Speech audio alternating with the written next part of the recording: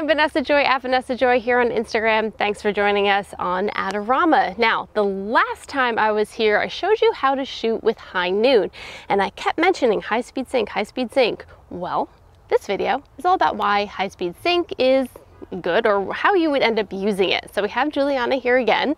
We've moved locations, so we've got a nice even background, and I want to show you the difference of shooting in high-speed sync and why you would do it, or maybe why you would choose not to. So let's go ahead, talk about the gear. I've got my 135 2.0. This is an EF lens, so I've got the adapter here that modifies it to my mirrorless Canon, the EOS R. I've got my Profoto transmitter and the Profoto B10 with an OCF softbox, a 2-foot OCF softbox. So this is a perfect spot for her. She's got the sun coming from behind, which is great for giving a little bit of hair light while we fill in and give her some light and catch light and life in her eyes with our off-camera flash. Now, if I'm not in high-speed sync, the highest I can go on this camera is 200th of a second on my shutter, which is way overexposed. Let's just take a photo to show you exactly how overexposed that will be. Yeah, no bueno. So because I'm already all the way down at ISO 100, I'm going to have to compensate by going up on my aperture.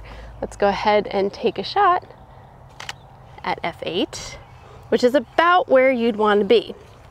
It looks beautiful, she looks great, but it's not really my style. And if I back up a little bit and I'm getting more of the surroundings, everything around her is going to be really sharp, which is not my cup of tea particularly.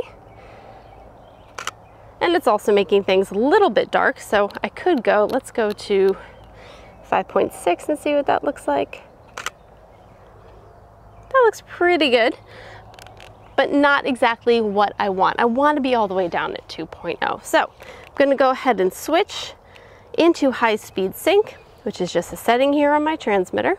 It does vary per where it's going to be for the type of lighting equipment that you have. And now I can go all the way down to 2.0 and go higher on my shutter speed. That's the key. High speed sync lets you go higher than your camera's shutter sync speed. So I'm all the way up at 1600 and the light goes away, but that was perfect. So now I'm all the way down at 2.0. My shutter speed is up at 1600, and that's the advantage to shooting in high-speed sync, because the aperture really determines in a lot of ways the way that the picture looks, because it changes the depth of field. You don't want to be stuck not being able to go to a shallow depth of field if that's what you're looking for in the image. So that's the main reason, at least for me, that high-speed sync is so advantageous. So let's take a couple more shots. The light went away, so I am going to be able to go a little bit further down on my shutter, but I'll still probably be above 200. I'm actually you're gonna stay there. I'm gonna come here.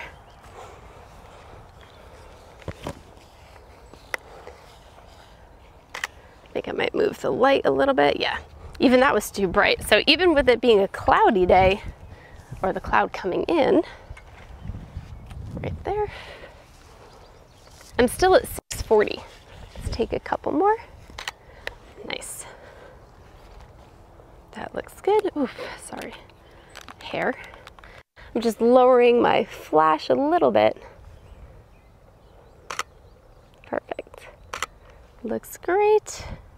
And now I have control over the background, which I definitely want to blur because I've got some weird sticks and things hanging out. But since I can blur them out, they're no problem. Take a baby step backwards, and that's it right there. It's good. So for example, this photo right here looks great just as is, but if I had to go and not have high-speed sync capability, let's take a look at what it would look like.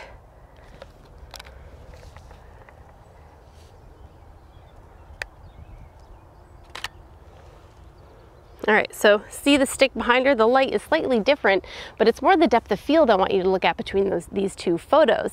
Now that stick behind her is really prominent, and it's completely distracting because I had to be higher, not being in high-speed sync. I was all the way up at 7.1 on my aperture. So that's why you would use high-speed sync. This is why I use high-speed sync, so you have a little bit more control over your aperture choice.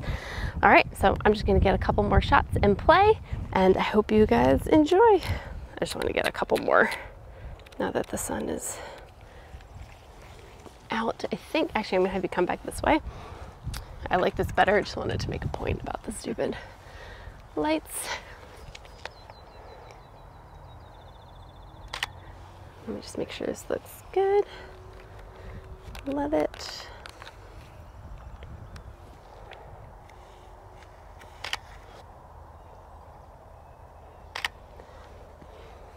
Nice. Do a couple where I see the back of your dress again. Dress. I'm so used to saying dress. I know what you meant. Always used to dresses, weddings, you know. Nice. And then look kind of this way. Yeah, stay right there. I'm just going to come closer.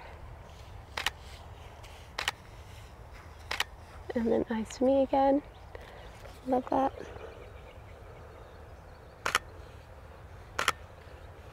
Perfect. All right, just gonna get one with my reflector now that it won't blind you.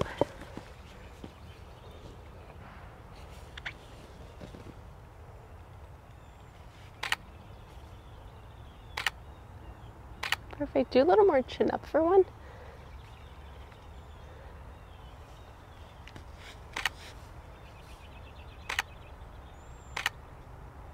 Nice. That looks great. So I hope that helped give you some insight onto what high-speed sync is and how you can use it and how it affects your photography. I'm at Vanessa Joy here on Instagram for Adorama, and of course we'll put Juliana's Instagram below so you can check out her account and give her a follow. Thank you so much for joining us. Bye.